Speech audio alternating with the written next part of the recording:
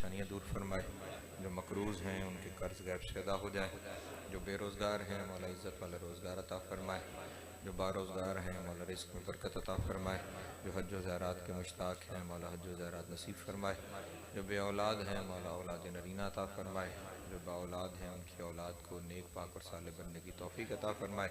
कभी भी किसी भी वालिदैन को अपने औलाद का किसी तरह का भी कोई दुख नसीब ना हो। जितने बीमार हैं मौला सबको शिफाए कामिला वाइला नसीब फरमाए। मरहूमीन आपके बानियान मजलिस के बिलखसूस सैयद अली नकी नकवी, इस ख़ानदान के तमाम मरहूमीन, अल्लामा गज़नफ़र अब्बास हाशमी और वो तमाम मरहूमीन के जिनको कोई दुआ करने वाला नहीं रह गया, मौला सब की कब्र और महशर की मनाज़िल आसान फरमाए। शफ़ाअत मोहम्मद वाले मोहम्मद नसीब हो। इमाम हुसैन अलैहिस्सलाम की जन्नतों में आला मकाम अता हो। लाखों दुआओं की एक ही दुआ, वारिस ज़माना का ज़हूर जल्द हो जाए, हम मौला के नौकरों चाकरों में शुमार हों, इमाम की कुर्बत नसीब हो, दूरी नसीब ना हो, ख़ात्मा बिल खैर हो अक़ायद हक़्क़ा के साथ। अल्लाहुम्मा कुन लिवली कल हुज्जत इब्नुल हसन सलवातुका अलैहि व अला आबाइही फ़ी हाज़िहि साअति व फ़ी कुल्लि साअतिन मिन साअतिल लैल वन नहार वलिय्यम व हफ़िज़म व क़ाइदम व नासिरम व दलीलम व आइना हत्ता तुस्किनहु वर्ज़क़तहु अन व तुमत्तिअहु फ़ीहा तवीला। अल्लाहुम्मा सल्लि अला मुहम्मद व आलि मुहम्मद व अज्जिल फ़रजहुम व साहिल मख़रजहुम वहलुक अदूहुम मिनल जिन्नि वल इंसि मिनल अव्वलीन वल आख़िरीन या काशिफ़ल कर्बि अन वजहिल हुसैन अलैहिस्सलाम इक्शिफ़ कर्बी व कर्बल मोमिनीन बिहक़्क़ि अख़ीकल हुसैन अलैहिस्सलाम। ऐसी सलावत पढ़ें कि तमाम दुआएं मुस्तजाब हो जाए।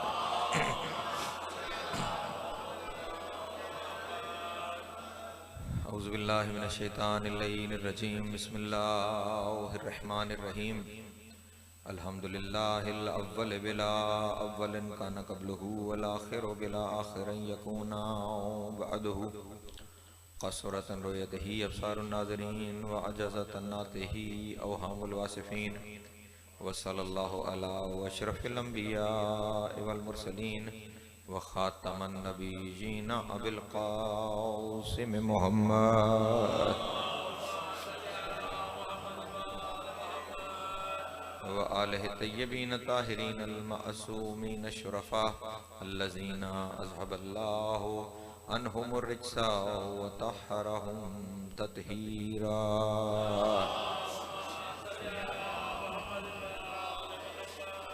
वलानतु दाइमतु अला आदाइहिम अजमईन मिन यौमि अदावतिहिम इला क़यामि यौमिद्दीन। अम्मा बअदु फ़क़द क़ाल अल्लाहु तबारक व तआला फ़ी मुहकमि किताबिहिल मजीद व फ़ुरक़ानिहिल हमीद व क़ौलिहिल हक़ व हुवा अस्दक़ुस सादिक़ीन। बिस्मिल्लाहिर रहमानिर रहीम। अल्लाहु ला इलाहा इल्ला हुवल हय्युल क़य्यूम ला ताख़ुज़ुहु सिनतुन वला नौम लहू मा फ़िस समावाति व मा फ़िल अर्ज़ मन ज़ल्लज़ी यशफ़अउ इंदहु इल्ला बिइज़्निही। सलवात बर मुहम्मद व आले।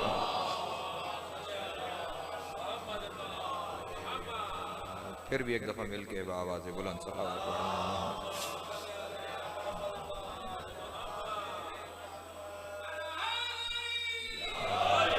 सामईन मोहतरम, इसाले सवाब के सिलसिले में मजलिस ज़ाक़ा इनेकाद और वक्त हमारे पास इंतहाई महदूद है कि गालिबन 5:05 पे मगरिब की अज़ान हो जाती है और 4:25 हो चुके हैं। बहरहाल सरनामा कलाम के तौर पे जिस आयत का कुछ हिस्सा तिलावत करने का शर्फ हासिल किया है, इस आयत को आयतुल कुर्सी के नाम से याद किया जाता है। बहुत सारी अहमियतें और फजीलतें इस आयत को तिलावत करने की हैं कि जो शख्स हर नमाज के बाद इस आयत को तिलावत करेगा वो फालिज से महफूज रहेगा। जो शख्स शब जुमा इस आयत को तिलावत करके अपने मरहुमीन को इसाले सवाब करेगा तो मरहुमीन के 40,000 दराजात बुलंद होंगे, आपके 40,000 गुनाह माफ़ हो जाएंगे। इसी आयत को 7 दफ़ा पढ़ के अपना हिसार करें तो कभी भी कोई आपको नुकसान नहीं पहुँचा पाएगा। जिस घर में रोज़ाना आयतुल कुर्सी की तिलावत की जाए वो घर शर्र शयातीन से महफूज रहता है। अगर किसी घर के अंदर शयातीन किसी वजह से दाखिल हो गए हों तो अगर उस घर में 70 दफ़ा बआवाज़ बुलंद आयतुल कुर्सी की तिलावत कर दी जाए तो वो खुद ऐलान करके चले जाते हैं कि हम उस घर में नहीं रह सकते कि जहाँ इस आयत की तिलावत की जाए। इस कदर इस आयत की तिलावत की फजीलतें बयान की गई हैं। क्यों खुदावंद आलम इन आयात मुकद्दसा की तिलावत को मुख्तलिफ बहानों से चाहता है कि लोग इन आयतों की तिलावत करें, क्योंकि जब तिलावत करेंगे तो कभी तो पढ़ते हुए कोई ना कोई लफ्ज़ तो जहन में टकराएगा और वो लफ्ज़ इंसान को सोचने पे मजबूर करेगा। और इसी सोचने के लिए ही तो खुदावंद आलम ने कुरान मजीद को नाजिल फरमाया और बार बार ये इरशाद फरमाया कि हमने इस किताब में निशानियाँ रखी हैं अक्ल वालों के लिए। इस किताब के बारे में सोचा करो, फिक्र किया करो। अफला यतदब्बरून अल कुरान अफला यतफक्करून अल कुरान, इस कुरान पे गौर करो, इस कुरान पे फिक्र करो। इस आयत में, आयतुल कुर्सी में खुदावंद आलम ने इन तमाम इंसानों को जो इस ज़ोम का शिकार हैं कि हम जिंदा हैं, जिंदगी का एक नया तसव्वुर दिया है। तवज्जो फरमाएंगे, मैं जो लफ्ज़ कह रहा हूँ हर एक लफ्ज़ पे गौर रहे। वो इंसान जो इस ज़ोम में है कि हम जिंदा हैं, उन्हें खुदावंद आलम ने जिंदगी का एक नया तसव्वुर दिया है। और वो तसव्वुर हयात क्या है? इरशाद रब्बुल इज़्ज़त हो रहा है, अल्लाहु ला इलाहा इल्ला, को अल्लाह के सिवा कोई इबादत के लायक नहीं है। उसके सिवा कोई इबादत के लायक, अल्लाह वो है कि जिसके सिवा कोई इबादत के लायक नहीं है। वह हुवल हय्युल क़य्यूम, और वो ऐसा जिंदा है कि जिसकी जिंदगी में दवाम पाया जाता है। अल्लाह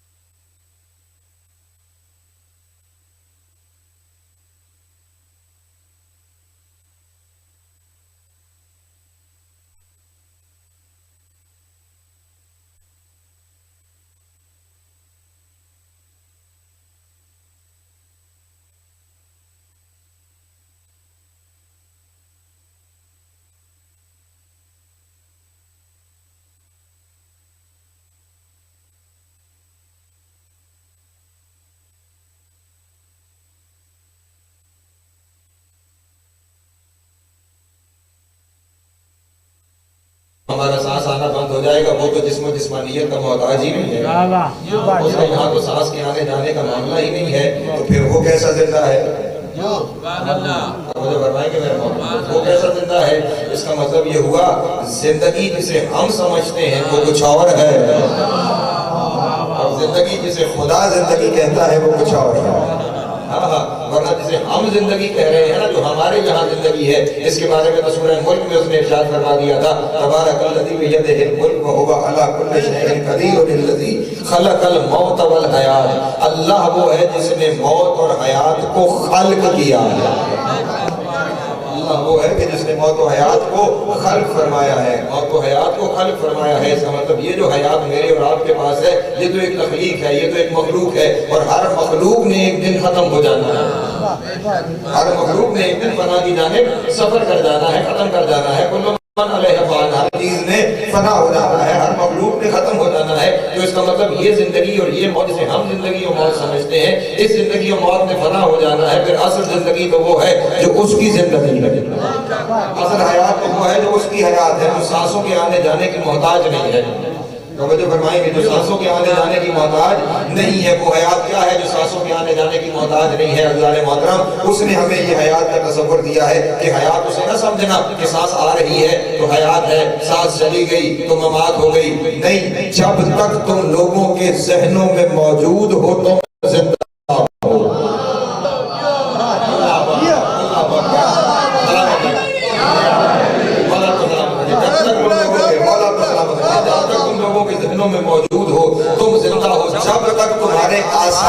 दिखाई दे रहे हैं। तो फरमाइएगा, जब तक तुम्हारे आसार दिखाई दे रहे हैं तुम जिंदा हो। खुदा को कैसे पहचानते हो? उसके आसार के जरिए से पहचाना जाता है ना। ये सूरज के बनाने वाला, ये चांद के बनाने वाला, ये जमीन के बनाने वाला, ये आसमान के बनाने वाला, इस कायनात को तख्लीक करने वाला, ये सारे अल्लाह के आसार है ना जो खुदा ने तख्लीक की है। इसका मतलब ये हुआ कि आसार की मौजूदगी जिंदगी है। तवज्जो फरमाइएगा, जहनों में आपके वजूद का मौजूद रहना जिंदगी है, आसार का मौजूद रहना जिंदगी है। अब खुदावंद आलम आपको इसी जानिब दावत देना चाह रहा है कि ऐ मेरे बंदो, अगर हमेशा जिंदा रहना चाहते हो ना, फिर अपनी इस जिंदगी की तरफ तवज्जो न करो जिसका सांसों के आने जाने से ताल्लुक है कि कल ये सांसें आना जाना बंद हो गई तो हमारी जिंदगी खत्म हो जाएगी। नहीं, अपने आप को ऐसा बनाओ लोगों के जहनों में जिंदा रह जाओ।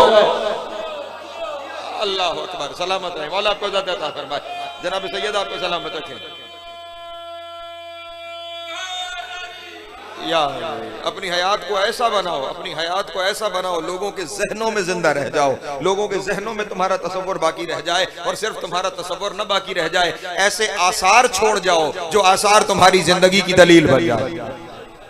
तवज्जो अज़ान मोहतरम, मैंने जाना कहीं और था, ये लफ्ज़ सामने आ गया, इसलिए अपने दोस्तों के सामने मैं बयान करता चला कि जिंदगी का तसव्वुर जो खुदा हमें देना चाहता है, जरा उस तसव्वुर की तरफ हम मुतवज्जो हो जाएं। वरना जाना मैंने इस आयत के अगले हिस्से की जानिब है, वो जिंदगी जीने की कोशिश करो कि जब तुम चले जाओ तो तुम्हारे आसार दुनिया में रहना शुरू हो जाए, और उस जिंदगी का तसव्वुर अली के अलावा कोई दे ही नहीं सकता जो वो जिंदगी जीना जानता है,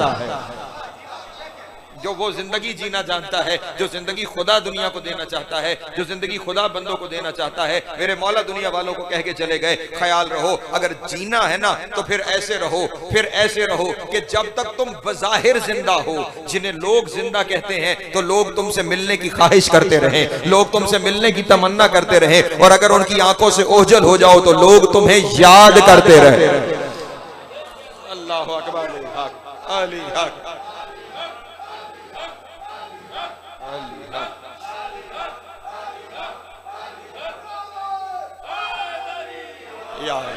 सलामत रहे, मौला आपको इज्जत अता फरमाए। लोग लोग लोग तुम्हें याद करते रहे, लोगों के जहनों में तुम्हारा तसव्वुर जिंदा रहे। इसीलिए तो अज़ीज़ान मोहतरम देखे ना, इस अमाल का ताल्लुक किसके साथ है? क़िबला तशरीफ फरमा है, अमाल का ताल्लुक है जिंदगी के साथ, जिसे हम अपनी जिंदगी कहते हैं, अमाल का ताल्लुक इसी के साथ है ना।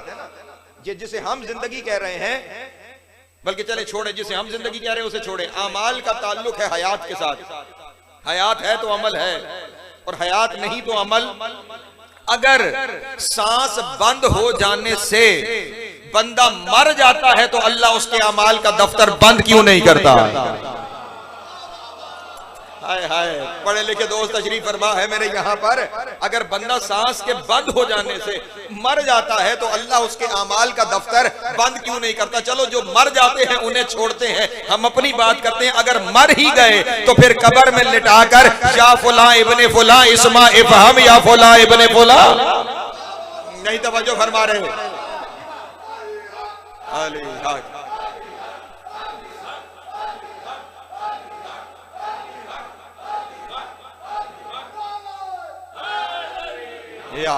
सलामत रहे, मौला आपको इज्जत अता फरमाए। लिटा के कब्र में ये अमल किया जाता है, या फुला इब्ने फुला इस्मा इफहम, ए फुला फुला के बेटे सुन और समझ, है या लफ्ज। मर गया तो सुनना कैसा, मर गया तो समझना कैसा? अगर सुन भी रहा है, समझ भी रहा है, और ये किसी मौलवी की दी हुई रिवायत नहीं है, हमें थोड़ी देर पहले जिक्र हो रहा था, सादिक का सच्चों ने कहा है, ये तलकीन सच्चों ने तालीम फरमाई है। तो जब सच्चे तालीम फरमा रहे हैं और सुनने समझने का मामला है तो इसका मतलब है अभी जिंदगी तमाम नहीं हुई। हाय हाय, अभी जिंदगी तमाम नहीं हुई, अभी जिंदगी में दवाम है, अभी जिंदगी सफर कर रही है, अभी जिंदगी आगे बढ़ रही है। सांसों के बंद हो जाने का नाम जिंदगी खत्म हो जाना नहीं है। मैंने कहा आसार वो छोड़ो, आसार वो छोड़ो कि उस जिंदगी के अंदर वो नामा आमाल का दफ्तर जिसे अल्लाह ने खुला रखा है, उस नामा आमाल के दफ्तर में वो सब कुछ लिखा जाता रहे जो तुम छोड़ के जा रहे हो। तवज्जो फरमाएंगे मेरे मोहतरम दोस्त, साले औलाद छोड़ के चले जाना खुद एक जिंदगी का दवाम है। तवज्जो मेरे मोहतरम दोस्त, औलाद साले छोड़ के चले जाना खुद एक जिंदगी का दवाम है। साले औलाद का छोड़ जाना खुद एक जिंदगी का दवाम है। यहाँ तक मैंने एक हदीस पढ़ी कि एक शख्स बज़ाहिर दुनिया से चला गया और उसका बच्चा, उसका बेटा, उसकी बेटी, उन्होंने कुरान मजीद को उठाया और कुरान मजीद को उठा के वो जैसे ही पढ़ते हैं बिस्मिल्लाहिर्रहमानिर्रहीम, खुदावंद आलम फरिश्तों से कहता है खबरदार अगर इससे कोई गलती भी हो चुकी है ना उसे माफ कर दो, क्योंकि जिसका बच्चा मुझे रहमान और रहीम कह रहा है मेरा जी नहीं चाहता कि मैं उसे अजाब में मुब्तला करने चला। अल्लाह अकबर, अल्लाह अकबर, सलामत।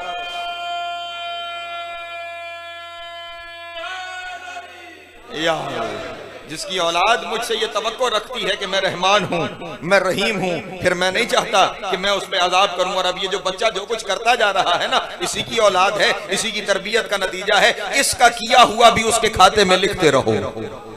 असर छोड़ के चले गए ना, असर साले औलाद की सूरत में असर छोड़ के चले गए। जो ये अच्छाई करता जा रहा है उस अच्छाई को करते इसको इसके नामा अमाल में लिखते चले जाओ। और अगर आप तरबियत वैसे न कर पाए कि जैसे तरबियत करने का हक था तो फिर माफ कीजिएगा, वहां पे बाद में जो कुछ गलत रास्ते पे जाता रहेगा, वहां पे भी अगर उसमें कहीं आपको कोई नक्स है तो वो भी आपके खाते में लिखा जाता रहेगा। इसलिए कोशिश करें वो असर छोड़ के जाएं कि जो असर आपके अमाल नामा अमाल में तेजी का, बुलंदी दर्जात का सबब बनता चला जाए। कोई शख्स किसी एक मस्जिद में, किसी एक इमाम बारगाह में, अरे ज्यादा को छोड़िए सिर्फ एक ईंट लगा के चला जाए, तवज्जो फरमाएंगे मेरे मोहतरम दोस्त, किसी मस्जिद में, किसी इमाम बारगाह में एक ईंट लगा कर चला जाए तो जब तक वो मस्जिद बाकी रहेगी, जब तक नमाजी नमाज अदा करते रहेंगे, जब तक वहां पे खुदावंद आलम की इबादत होती रहेगी, जब तक वहां पे इबादत होती रहेगी, तब तक उस इबादत का सारा सिला आपके नामा अमाल में लिखा जाता रहेगा।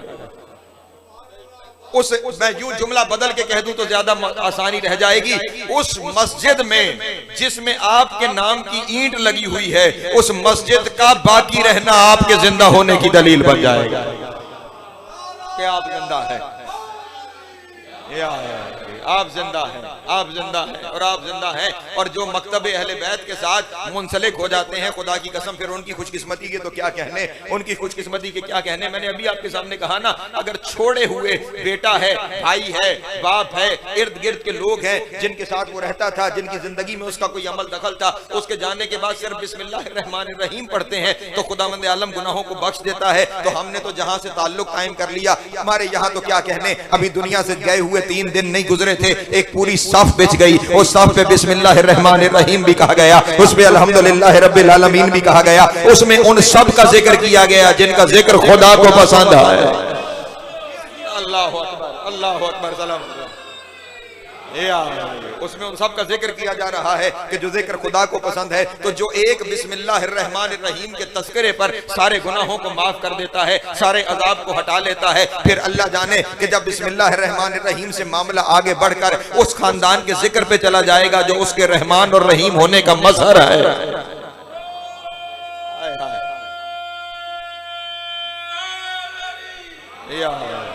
उसके रहमान और रहीम होने का मजहर है, तो फिर कितना अजर मिल रहा होगा, कितना सवाब मिल रहा होगा। तो जिंदगी वहां भी मुसलसल है, जिंदगी इस मौत पे रुक नहीं रही है, जिंदगी का एक तसलसल है, जिंदगी चलती चली जा रही है। लेकिन वो जो इस जाहिरी मौत के बाद की जिंदगी है, उस जिंदगी को अच्छा बनाने के लिए थोड़ा काम यहाँ करके जाना पड़ेगा।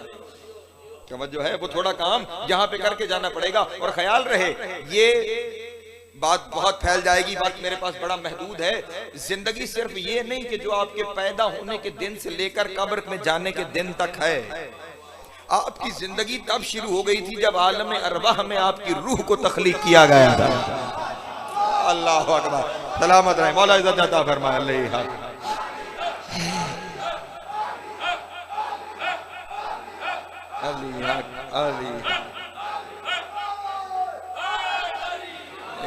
सलामत रहे, मौला आपको ज़्यादा अता फरमाए। आपकी जिंदगी वहां शुरू हो गई थी जब आलम अरवाह में आपको तख्लीक किया गया था। आप एक आलम से दूसरे आलम में आएंगे, दूसरे आलम से तीसरे आलम में जाएंगे, तीसरे आलम से चौथे आलम में आप सफर करते चले जाएंगे। हर आलम के अमल का नतीजा अगले आलम में दिखाई देगा, हर आलम के अमल का नतीजा अगले आमल में दिखाई देगा। इस आलम से पहले आप आलम अरवाह में थे और उस आलम अरवाह में खुदावंद आलम ने उस आलम अरवाह की इब्तिदा एक मीसाक से हुई थी। तवज्जो तवज्जो तवज्जो तवज्जो मेरे मोहतरम दोस्तों, उस आलम अरवाह की इब्तिदा एक मीसाक से हुई थी। खुदावंद आलम ने तमाम अरवाह को इकट्ठा किया था, बाकी नकली की बात नहीं। कुरान मजीद में जाकर देख लीजिएगा, खुदावंद आलम ने इरशाद फरमाया, हमने तमाम अरवाह को सुल्ब आदम से निकाला। हमने तमाम अरवाह को सुल्ब आदम से निकाला और फिर तमाम अरवाह को इकट्ठा किया और फिर हमने उन तमाम अरवाह से अहद लिया। वो अहद क्या था? अहद खुदा की तौहीद का था, अहद मोहम्मद की रिसालत का था, अहद अली की विलायत का था। अल्लाह अकबर, अली हक,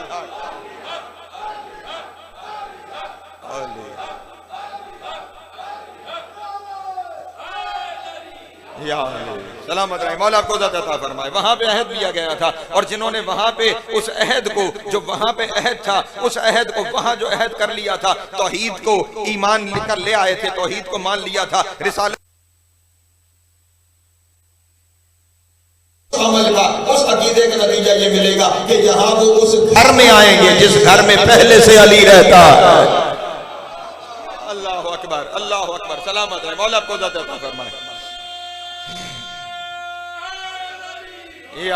उस अमल की आसानी ये पैदा कर दी जिसने वहां आलम मीसाक में वहां मीसाक के हक अदा कर दिया। वहां का नतीजा उसे ये निकला कि इस दुनिया में उसके लिए ये आसानी है।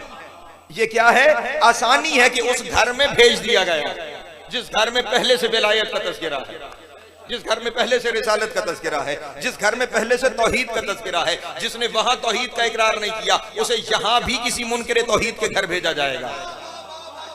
मोहतरम, जिसने वहां रिसालत का इकरार नहीं किया उसे यहाँ भी किसी मुनकिर रिसालत के घर भेजा जाएगा। जिसने वहां विलायत का इकरार नहीं किया उसे यहाँ भी किसी मुनकिर विलायत के घर भेजा जाएगा। वहां मान लेने का नतीजा ये निकला, यहाँ मानने वालों के घर आए। तवज्जो, सलामत रहे, मौला आपको इज़्ज़त अता फरमाए। वहां मान लेने का नतीजा ये निकला कि यहाँ मानने वालों के घर में आ गए। और अगर वहां नहीं माना था तो जिस जिसका इनकार करते रहे उसी के मुनकिर के घर इस दुनिया में आना पड़ा। ये मुश्किल है, ये क्या है? मुश्किल है, लेकिन इस दुनिया में फिर मौका दिया गया कि वो वहां जो किया था ना उसकी मुश्किल ये हुई, उसका नतीजा ये निकला, उसका आपको सजा ये मिली कि यहाँ उनके घर में आ गए जो मुनकिर थे। लेकिन अभी हमने तुम्हारा नामा अमाल बंद नहीं किया, हमने तुम्हें अकल दे के इस दुनिया में भेजा है। जरा कोशिश करो ना, हक को तलाश करने के लिए निकल पड़ो। अल्लाह अकबर, अली हक।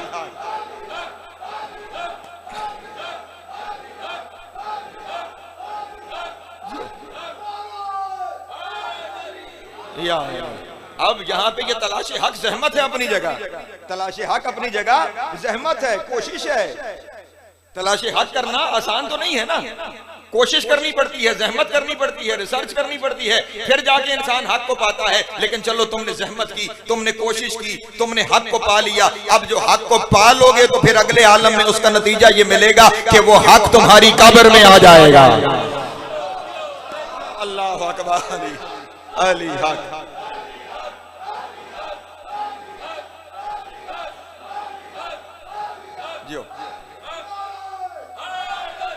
या वो हक तुम्हारी कब्र में आ जाएगा, वो हक तुम्हारी जगह वहां सवालों का जवाब देने लगेगा। तवज्जो जाने मोहतरम, वो हक तुम्हारे लिए। और फिर मैंने कहा वो जिंदगी थी आलम अरवाह की जिंदगी, वहां से हम इस जिंदगी, वो लतीफ जिंदगी, ये कसीब जिंदगी, उसके बाद हम यहाँ पे आ गए। यहाँ के बाद फिर एक लतीफ जिंदगी शुरू होनी है और वो जिंदगी कहाँ गुजारनी है। बस यहीं तक मैंने अपने दोस्तों को लेके आना था। बड़ी जल्दी से अपने बयान को समेटने की जानिब जाऊंगा। वहां जिंदगी जो हमने वहां किया उसका नतीजा यहां हमें मिला। अगर वहां माना था, यहां मानने वालों के घर आ गए। नहीं माना था, न मानने वालों के घर आ गए।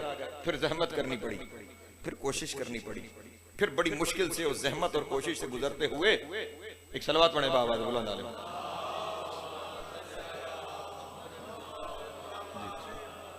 फिर भी एक सलवात पढ़ने बाबा।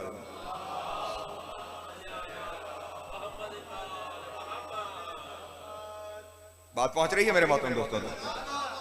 वहां पे जो एक अमल था उसका नतीजा हमें यहां इस आलम में मिला। इस आलम में मिला कि हम आए वहां, जैसा वहां काम किया। अब यहां के बाद फिर एक आलम शुरू हो रहा है जो आलम बरज़ख है, जिसे क्या कहते हैं हम? आलम बरज़ख कहते हैं। उस आलम बरज़ख में फिर एक जिंदगी है, वहां पे फिर एक हयात है।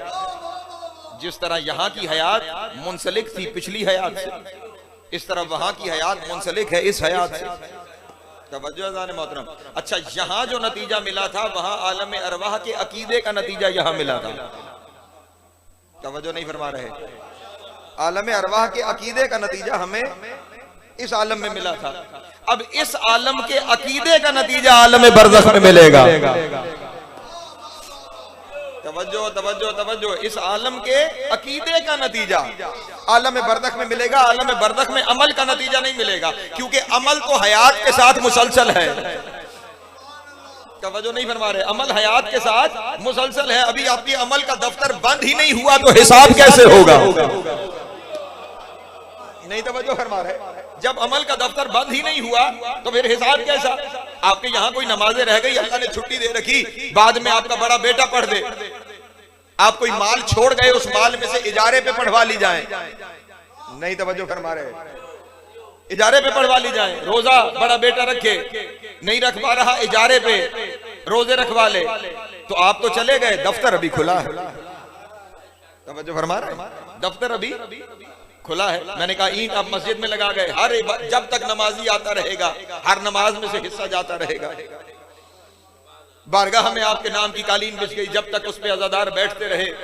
और फिर उस सफे अज़ा के तो क्या कहने जो आप बिछा गए, जहां पे फरिश्ते अपने पर मस्क के अपनी खुशबू ले जाते हैं। तवज्जो है मेरे मोहतरम दोस्तों की? ठीक है। तो इस जगह पर ये तो अमल मुसलसल है, ये तो अभी दफ्तर खुला हुआ है। इस दफ्तर का हिसाब तो जाके महशर में होगा, जब कोई नहीं रह जाएगा आपके लिए कुछ करने वाला। जब सूर फूंक दिया जाएगा, सब खत्म हो जाएंगे, जब कोई नहीं रह जाएगा तो फिर दफ्तर बंद किया जाएगा और फिर वहां जाकर हिसाब किया जाएगा। लेकिन ये मैं अपने दोस्तों के सामने अर्ज करता चलूं, जो बात मेरे सामने आ गई, जिसने हुसैन के घर में हिस्सा डाल लिया ना, दुनिया खत्म हो जाने के बाद भी उसका दफ्तर बंद नहीं होगा। अल्लाह हू अकबर।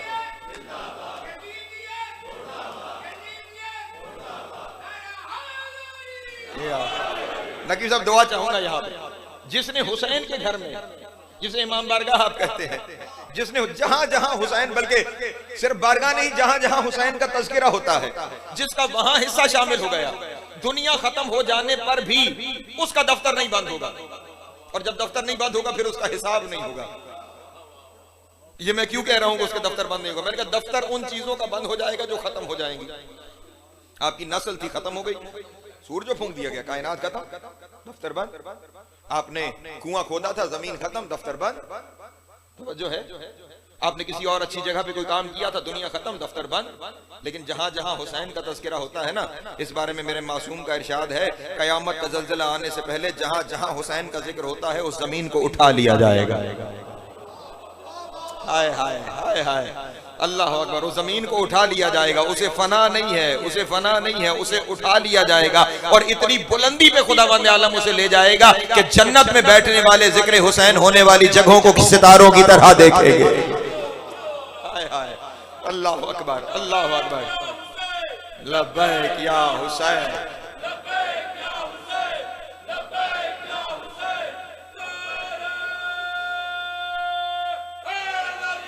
या फिर उसकी तो छोड़ी हुई चीज अभी बाकी है, तो फिर फना कैसी?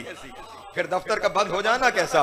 फिर तो उसे उन जन्नतों में रखा जाएगा कि जहां भी हिसाब तो तेरा है ही नहीं, तो फिर अच्छी जगह रहे। हाँ हाँ, जब तक हिसाब अभी तक तेरा दफ्तर खुला हुआ है तो तुझे अच्छी जगह पे रखा जाएगा। ये हुसैन के साथ मुंसलिक हो जाने का सवाल है। हाँ, इसीलिए तो ये जिस आयत को मैंने तिलावत किया है ना, इस आयत में अगर वक्त होता तो मुसलसल इस आयत पर मैं अशरा नहीं अशरे पढ़ चुका हूँ, लेकिन यहाँ पे एक तज़किरा जो मुंसलिक हो रहा है, बस वही अपने दोस्तों के सामने बयान कर दूं। आगे जाके जहाँ मैंने आज तिलावत आयत को रोका था वो क्या था? मंज़ल लज़ी यशफ़उ इंदहु इल्ला बिइज़्ने, कौन है जो खुदा के सामने शिफाअत कर सके सिवाय उनके कि जिन्हें इज़्न अता कर दिया गया है। अल्लाह या सलामत रहे, मौला आपको इज़्ज़त अता फरमाए, जनाब सैयद आपको सलामत रखे। कौन है? तवज्जो जाने मोहतरम, मंज़ल लज़ी, कौन ऐसा है यशफ़उ इंदहु जो उसके सामने शिफाअत कर सके, इल्ला बिइज़्ने, सिवाय इनके कि जिन्हें उसने इज़्न दे दिया है। कल मैंने घर में लहद की मजलिस में एक मुगालता दूर किया था, आज चाहता हूं एक मजीद मुगालता दूर करता चलूं। यहाँ पे जब आप जाएंगे उलमाए कराम के पास, कुछ पढ़े लिखे लोगों के पास कि ये कौन है, पहले तो ये आयत खुद तमाचा है उनके मुंह पे जो कहते हैं शिफाअत मुमकिन नहीं, मुमकिन नहीं तो आयत तो कह रही है ना, कोई तो है कि जिसे इज़्न दिया जाएगा, फिर वो कौन है जिन्हें इज़्न दिया जाएगा। कहने वाले कहते हैं कि उससे मुराद मोहम्मद वाले मोहम्मद है कि जिनके पास इज़्न शिफाअत है। बेशक उनके पास इज़्न शिफाअत है, लेकिन क्या कहने, जिनके पास इज़्न शिफाअत है वो आगे इज़्न बांटते हैं। जिसके पास इज़्न शिफाअत है, जिसके पास इज़्न होता है वो आगे इज़्न दे सकता है। आपकी दुनिया में एक कानून आपने कहीं नहीं देखा, हमारे फला बुजुर्ग के पास इज़्न था कि वो फला दम करते थे तो शख्स ठीक हो जाता था, उन्होंने जाते हुए इज़्न फला को दे दिया। इसका मतलब ये हुआ जिसके पास इज़्न होता है वो ये इख्तियार रखता है कि वो इज़्न आगे मुंतकिल कर सकता है, वो इज़्न दे सकता है। और ये घराना ही सखियों का घराना है, ये घराना ही सखियों का घराना है। ये भी इज़्न अपने चाहने वालों में बांटते हैं। चलें मैं 2 हदीसें अपने सामने दोस्तों के सामने बयान करूं और फिर किसी मंजिल की जानिब आगे रवाना हो जाऊं। रोज़े महशर के बारे में एक हदीस है और फुरात अश्क पे पहरा रहे, मैंने एक नतीजे की तरफ जाना है। महशर के बारे में एक हदीस है कि रोज़े महशर खुदावंद आलम जनाब सैयदा से सबसे पहले कहेंगे, शहजादी कौनैन जन्नत में तशरीफ ले जाइए। फुरात अश्क पे पहरा रहे, मसाहिब की मंजिल अभी दूर है। शहजादी कौनैन जन्नत में तशरीफ ले जाइए, अपनी मंजिल पे तशरीफ ले जाइए। शहजादी कौनैन जन्नत के दरवाजे पे जाकर रुक जाएंगे। खुदावंद आलम सवाल करेगा, बिन्ते मुस्तफा तशरीफ क्यों नहीं ले जा रहे, जन्नत पे तशरीफ ले जाइए। जनाब सैयदा कहेंगी, आज मैं चाहती हूं कि दुनिया वाले मेरा मकाम देखें। सैयदा क्या चाहती हैं? जनाब सैयदा पुकार के कहेंगी, ज़ुर्रियती वशियती, मेरी ज़ुर्रियत और मेरे चाहने वाले। खुदावंद आलम हुक्म देगा मैदान महशर में, जल्दी करो बतूल ज्यादा देर खड़ी ना रहे, जितनी ज़ुर्रियत सैयदा है उसे बुलाया जाए, जितनी औलाद सैयदा है बुलाया जाए, जितने जनाब सैयदा के चाहने वाले उन्हें बुलाए। सैयदा सब आ गए, जन्नत में ले जाइए। अब वो जिन्हें बुलाया गया वो रुक जाएंगे, वो रुक जाएंगे। तुम लोग क्यों नहीं जा रहे जन्नत में? मेरे अल्लाह आज हम ये चाहते हैं, अब इज़्न हम ये चाहते हैं कि आज दुनिया को मालूम हो कि ज़ुर्रियत सैयदा और मुहिब्ब सैयदा होने का मकाम क्या है। अल्लाह अकबर, तवज्जो तवज्जो, सलामत है। हम ये चाहते हैं कि हम देखें ज़ुर्रियत सैयदा होना, मुहिब्ब सैयदा होने का मकाम क्या है। आवाज़ कुदरत आएगी, फिर बताओ कि क्या चाहते हो, क्या चाहते हो। कहा मेरे अल्लाह हम कुछ नहीं कह रहे, तू दुनिया वालों को बता कि हमारा मकाम क्या है, कि मुहिब्ब सैयदा है, औलाद सैयदा है। आवाज़ कुदरत आएगी, जिन्होंने इनको सैयदा की औलाद होने की वजह से या मोहब्बत सैयदा में एक दाना खजूर का भी खिलाया है, उसे भी जन्नत में ले जाया जाए। अल्लाह अकबर, अल्लाह अकबर। तवज्जो फरमा रहे हैं, इज़्न मुंतकिल हो रहा है, इज़्न मुंतकिल हो रहा है, उन्हें भी जन्नत में ले जाया जाए। यहाँ तक मौजूद हैं अल्फाज कि उस दिन फरिश्ते रोज मैदान महशर में से तमाम उन लोगों को कि जिनका किसी तरह से ताल्लुक बतूल और औलाद बतूल के साथ है, उन्हें ऐसे चुन लेंगे जैसे परिंदा उन अच्छे दानों को चुन लेता है जिनकी जरूरत होती है। उनको चुन लिया जाएगा। अब ये क्या हो रहा है? पहली शिफात जनाब सैयदा की थी, उसके बाद शिफात औलाद सैयदा की है, उसके बाद शिफात मुहिब्बान सैयदा की है। ये सारे क्या कर रहे हैं? शिफात करते चले जा रहे हैं, अपने चाहने वालों को लेके जाते चले जा रहे हैं। लेकिन यहाँ पे वो शिफात है कि उन लोगों को यहाँ कोई थोड़ी सी कमी मौजूद है, उन्हें ले जा रहे हैं उस चीज के बदले कि जो चीज कह रहे हैं, किसी ने खजूर खिला दी, किसी ने पानी पिला दिया, उन्हें लेते चले जाओ। लेकिन एक मकाम वो भी है, खुदा की कसम कैसी शिफात बांटी जाती है, कैसे इज़्न शिफात बांटा जाता है, वो यही घराना बता सकता है। एक इन शफियों में सबसे बड़ा शफी है जिसे मुस्तफा ने शफीउल मुज़निबीन कहा है, उसका रोजा है करबला में। मैं फिर कहूंगा, फुरात आशिक पे पहरा रहे, रोजा है करबला में। अल्लाह अकबर। रोजा है करबला में, और उस करबला की ज़ियारत के सवाब के ऊपर मैं आपके सामने कई मजालिस पढ़ चुका। कितने सवाब लिखे हुए हैं। जिसने ज़ियारत हुसैन कर ली जाकर, खुदावंद आलम उसके पिछले गुनाह भी माफ कर देता है, खुदावंद आलम उसके अगले गुनाह भी माफ कर देता है। और सिर्फ उसके गुनाह नहीं माफ कर देता, मैं अपने लफ्ज़ों नहीं हरफों की जमानत दे रहा हूँ। यहाँ तक रिवायत मैंने पढ़ी है कि इमाम सादिक ने इरशाद फरमाया, खुदावंद आलम ज़ाहिर हुसैन को रोज़े महशर ये इख्तियार देगा कि वो अपनी मर्जी के 80 बंदों को जन्नत ले जाए।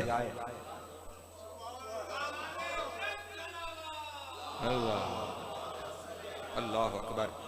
बड़ी बड़ी बड़ी मुश्किल जगह पे हूं, वो अपनी मर्जी के 80 बंदों को जन्नत ले जाए। दूसरी रिवायत में है वो अपनी मर्जी के 80,000 बंदों को जन्नत में ले जाए। और फिर वहां पे नीचे ये लफ्ज लिखे हुए हैं कि उन लोगों को भी जन्नत में ज़ाहिर हुसैन ले जा सकता है जिनका जहन्नुम लिख दिया गया है। जो है अज़ान मोहतरम, जिनका जहन्नुम लिख दिया गया है उन्हें भी ज़ाहिर हुसैन जन्नत में ले जा सकता है। तो अब शिफात का इख्तियार कहाँ आ गया? हुसैन के ज़ाहिर के। अल्लाह अकबर, अल्लाह अकबर, अल्लाह अकबर। लब्बैक या हुसैन।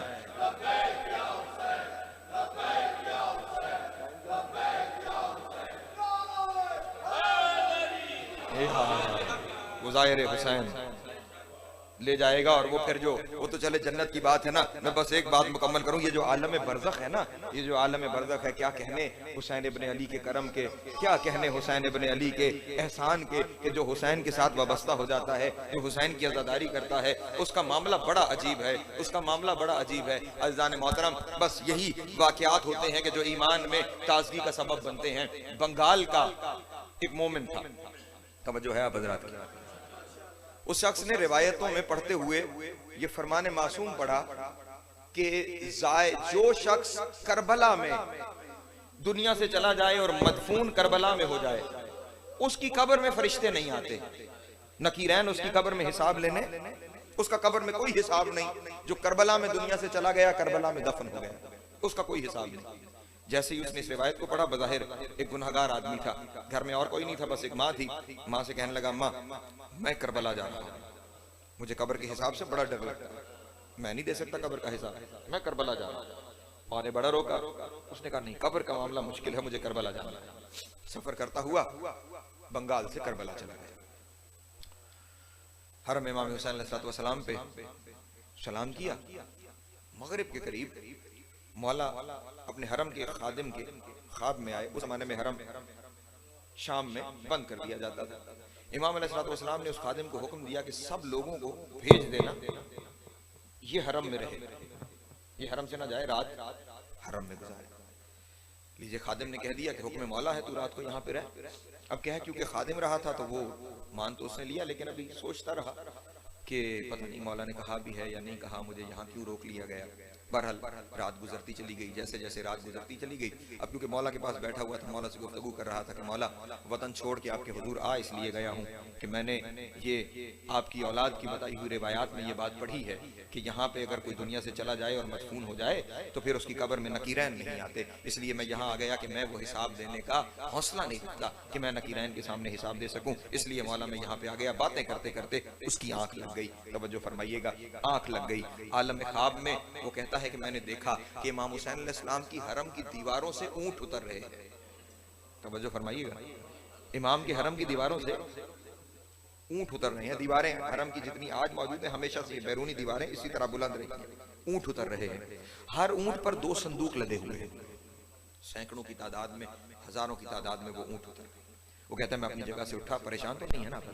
वो कहता है उठा, मैं चलते हुए उन ऊंटों के करीब गया और मैं जो संदूक खोल के देखता हूं, हर संदूक में एक मैयत है, हर संदूक में एक जनाजा है, हर संदूक में एक मैयत रखी हुई है।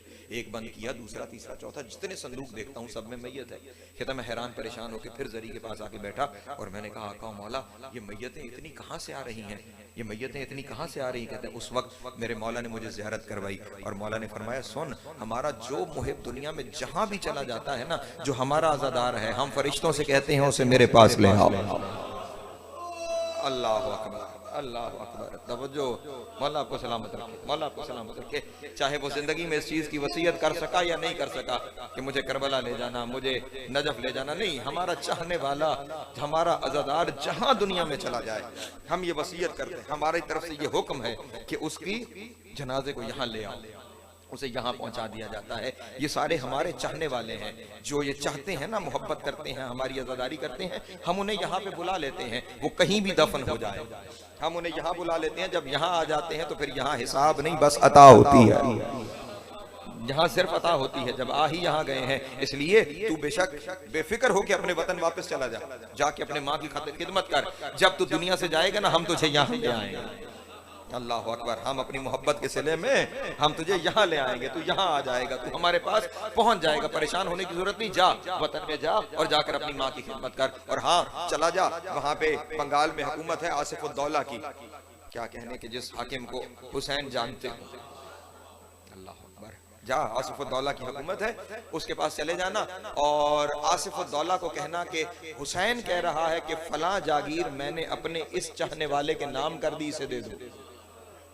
तवज्जो तवज्जो अज़ान मोहतरम, बस दलील देके मैंने समेट लिया अपना बयान। फलां जागीर मैंने इस चाहने वाले के नाम कर दी, वो जागीर इसे दे दो। ये आलम ख्वाब में मौला को कहता है, मौला मैं चला जाऊंगा, आसिफ उद्दौला को कह भी दूंगा, इतना बड़ा बादशाह है, वो कहाँ मेरी बात को मानेगा, कोई तो मेरे पास दलील हो कि आपने कहा है कि फलां जागीर इसके नाम कर दी जाए। वो कहता है, ख्वाब में मौला ने मुझे एक दोशाला दिया, एक चादर, एक दोशाला मौला ने मुझे दिया, और कहता है जैसे ही वो दोशाला मुझसे मस हुआ, मेरी आंख खुली, तो मैं आलम ख्वाब से निकलकर वापस आलम हकीकत में आया, तो दोशाला मेरे हाथ में था।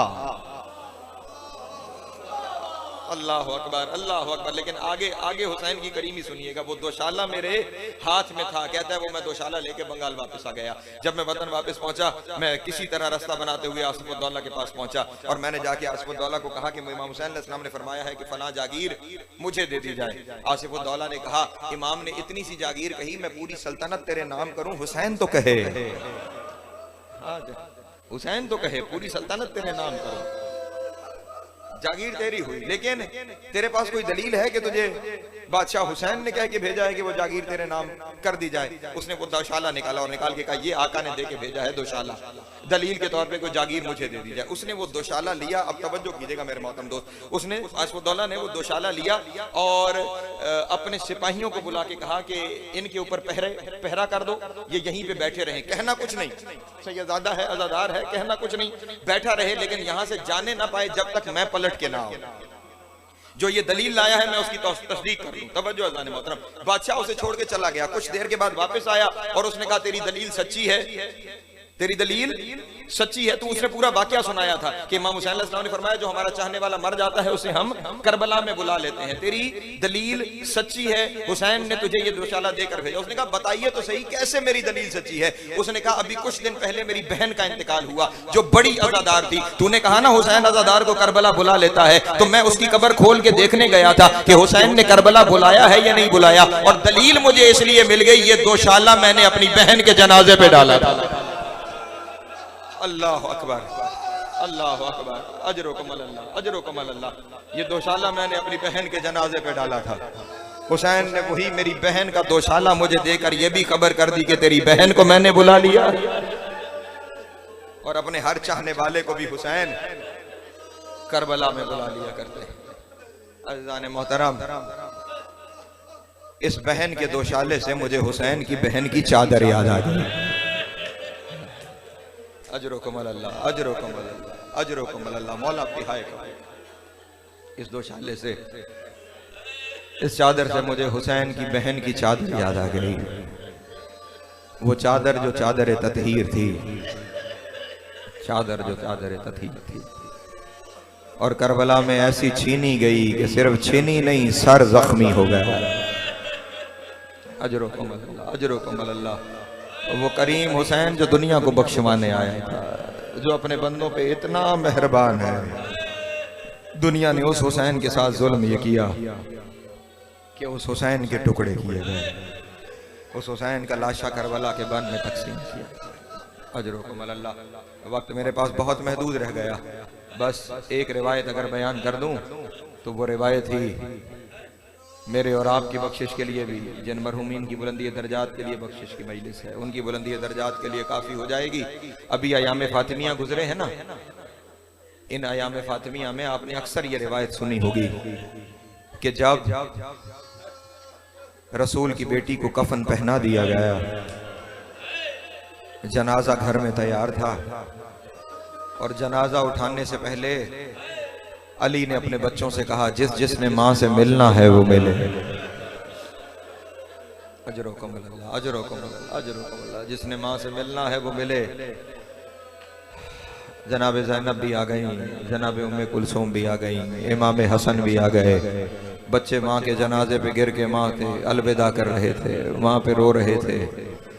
अल्लाह अकबर। और वो बच्चे कितना रो रहे होंगे जिनके सामने उनकी माँ को मारा गया होगा।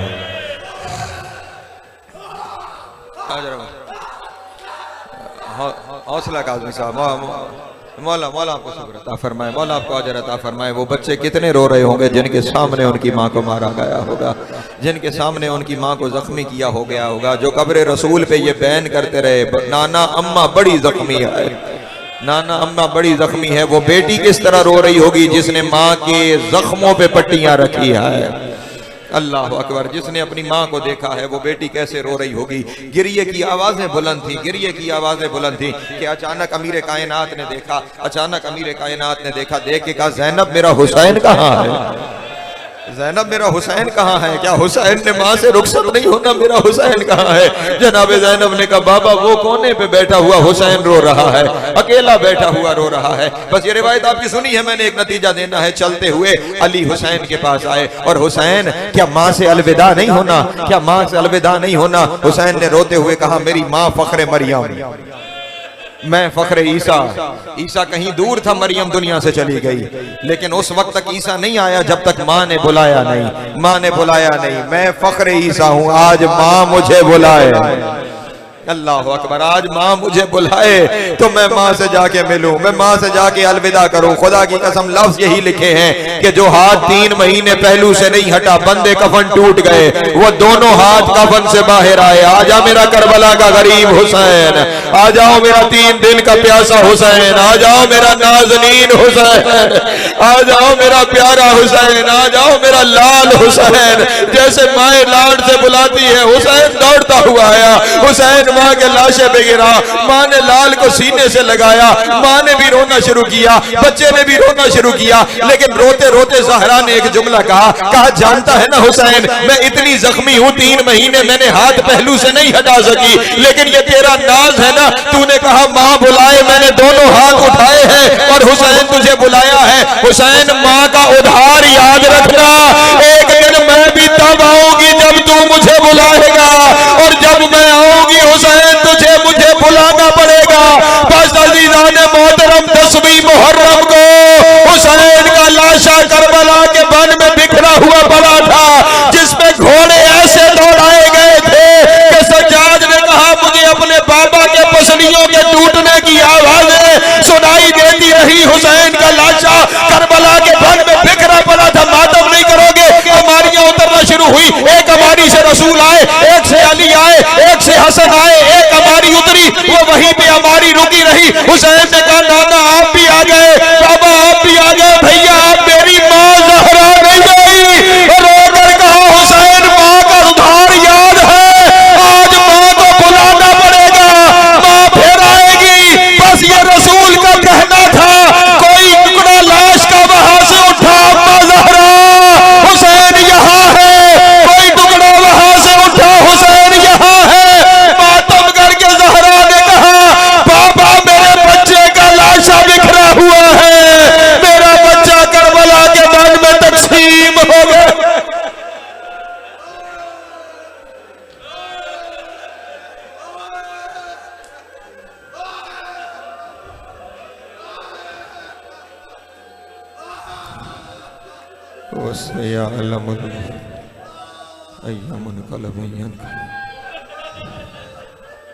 अल्लाह हमारी इस इबादत को कबूल फरमा। अली नगी नकवी के दर्जात बुलंद फरमा। अल्लाह मग़फ़िरत फरमा, अस्तग़फ़िर के दर्जात बुलंद फरमा। तमाम मरहूमीन की मग़फ़िरत फरमा। इस गम के हकीकी वारिस का ज़हूर जल्द फरमा। वो आए हुसैन पे होने वाले हर जुल्म का बदला ले सके, वो आए ज़हरा पे होने वाले हर अल्लाहुम्मा कुन वली कल हुज्जत वली